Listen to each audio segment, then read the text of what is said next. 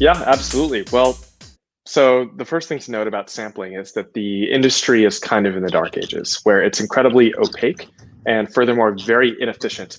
And by that I mean opaque. Well, it's very difficult to receive analytics back on the samples that you distribute to people so you can understand the impact that those samples have had. You don't know when you hand a sample over to Ipsy or Birchbox or Sephora, did that actually lead to a purchase?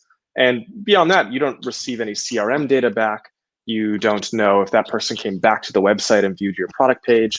You don't know anything about that customer's buying behaviors in the first place. So, what other kinds of products are they shopping for? What did they buy when they received your sample? What brands are they most interested in? And lastly, it's not as though you're able to build a relationship with that consumer after you give them the sample. They just sort of go off and do their own buying behaviors. And when I say inefficient, I mean the people who receive your sample, when you give it out to an Ipsy or a Sephora or somebody like that, it's kind of a one-size-fits-all type of program today where everybody sees the same 10 samples when they check out at Sephora. And so, chances are your sample might be going to somebody, if you're a skincare company, it might be going to somebody who's purely a makeup buyer. Or if you're distributing your samples through Derm Store, everybody receives the same sample if they buy within a certain 6-hour period.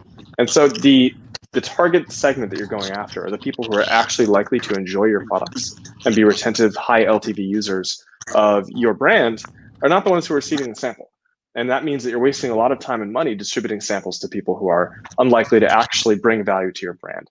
So we envision a future in which there's a much more efficient and transparent way to go about distributing samples to customers who are actually going to enjoy them. And we call that intelligent gift with purchase. That's where when brands provide their samples to us, when somebody comes to check out, we have gathered a bunch of information about what really drives that shopper. And that's what are they interested in, what types of products they like to browse, do they have a preference for certain lifestyles, et cetera.